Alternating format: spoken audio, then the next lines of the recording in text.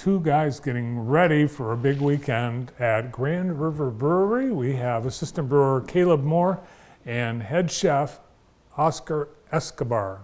Welcome to the show. Thank you. Thank you for having us. Yeah, happy St. Patrick's Day. Yeah. A little early, but we're ready. You know, We're getting prepped up for it. well, you know, I'm guessing with a name like Escobar, you're not Irish, I am not. but with a name like Moore, you are. Just a little bit. Yeah. Yep. My mom's maiden name is Moore, Okay. so we could be related. We could be. But her grandparents came over from Ireland and settled in Vermont. Okay. So they were first generation. So definitely Irish. And if your name's Moore, you got more than a little bit. I Yeah. think, yeah. All right, so the biggest day of the year, right? Yes. Yep. What's happening at GRB on St. Patrick's Day? Oh, well, we have a wide thing of events. We have Kevin Nichols from 7 a.m. So we are opening a little earlier. We are doing brunch, lunch, and dinner service. So we're going to be open from 7 to 11. So we have Kevin Nichols from 7 a.m. to 9. We have bagpipers of the Irish Hills coming in as well from 9 to 10 and 1 to 2. The Michigan Theater Players are going to be in at 2 and they'll be finishing up at 5. And then we have JSA Irish Dancers from 5:30 to 6. And then to end the day off, we have the McDermott Ensemble from 8 to 11. So, you know, we got the whole day planned and, you know, it's action-packed. So we're just going to keep it going all day and every day. And I heard we had some cornhole going on too. Yep, we got some cornhole starting on St. Patrick's Day. And then our league for cornhole is going to be starting at the end of March. So every Monday, we're going to have a cornhole league. And, you know, you can sign up, get some teams all together, and, you know, it should be fun.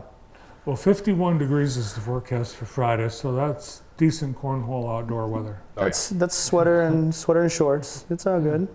Green sweaters. Green shorts. sweaters. Yep.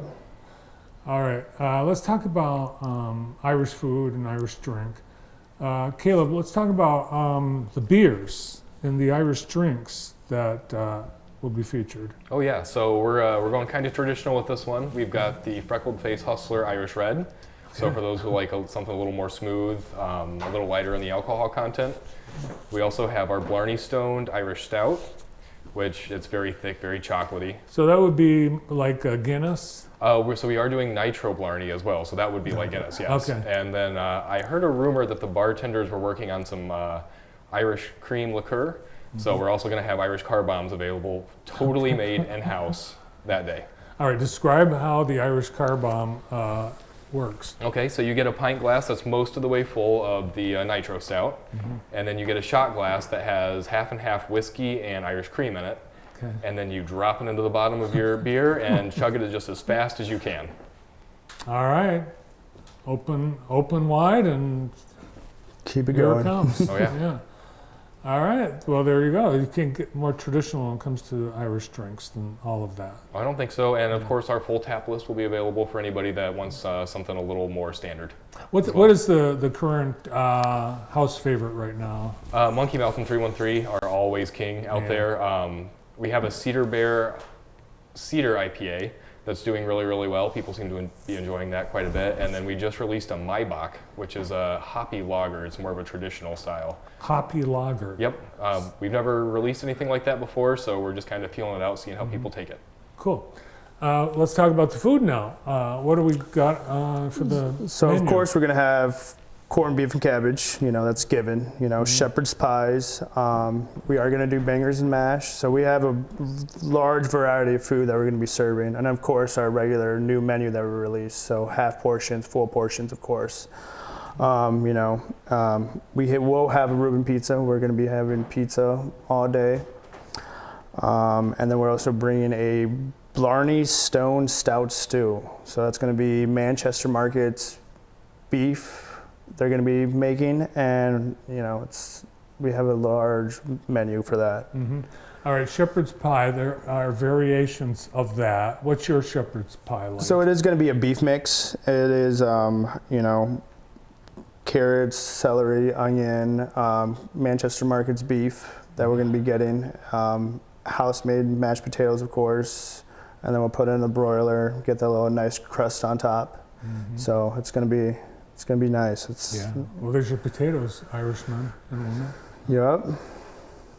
The menu, you mentioned new menu. Yep. What's new? So we have a Cuban out that we put out there. The Cuban.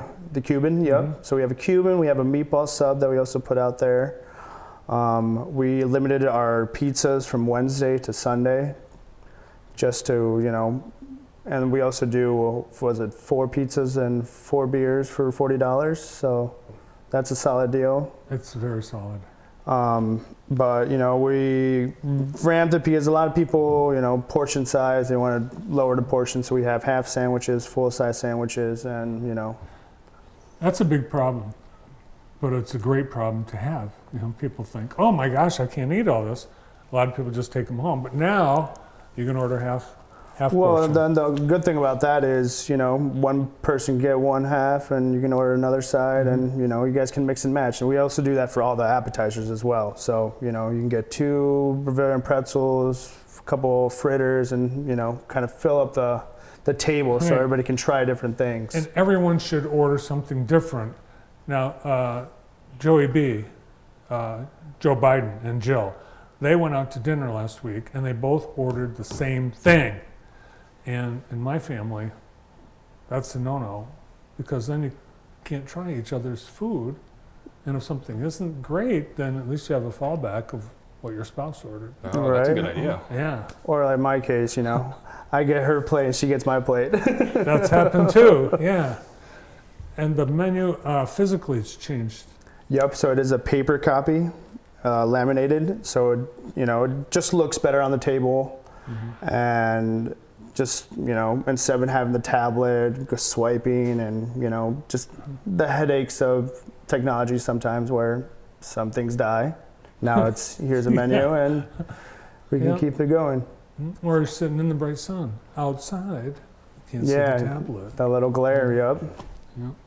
So Irish food, I was talking to someone yesterday, they said, I don't like Irish food. And they think of just 2 things, corned beef and cabbage, and either Irish stew or shepherd's pie. But, that's not the end of Irish food. Oh no, we have a large selection. We also, I'm doing smoked sausage, with our house-made sauerkraut and our small town brown gravy. So that's going to be one of the appetizers for St. Patrick's Day. So hopefully everybody kind of, splits and shares everything so they can keep the party going, how say, right?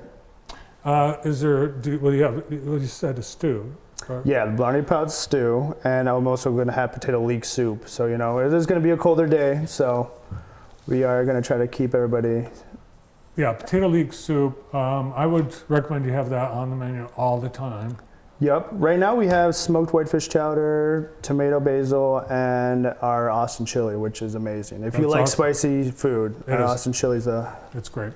Now, Caleb, you've been in the what do you call it, the brew house? Yep. For a few years now. Right? 4 years now. 4 years. Yep.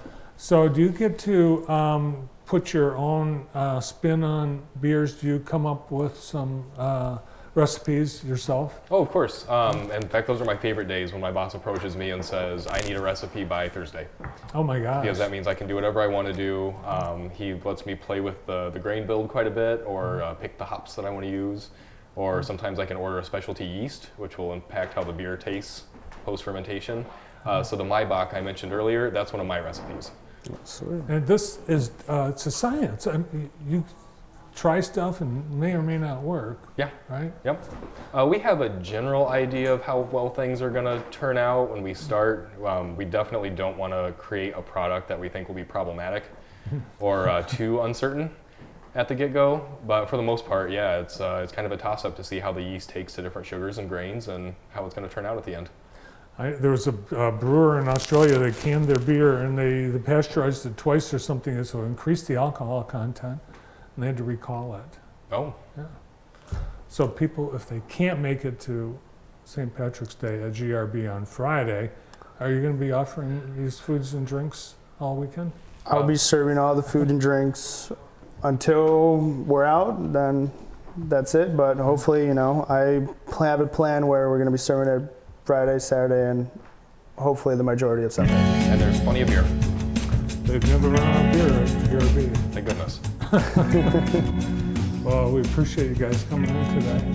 Happy St. Patrick's Day. Happy St. Patrick's Day, everyone. Thank you. Hope to see you there. I'll be there. We'll be there. Yes, we'll be there. St. Patrick's Day at Grand River Brewery in Jackson. Tradition. Thanks to head chef Oscar Escobar and assistant brewer Caleb Moore.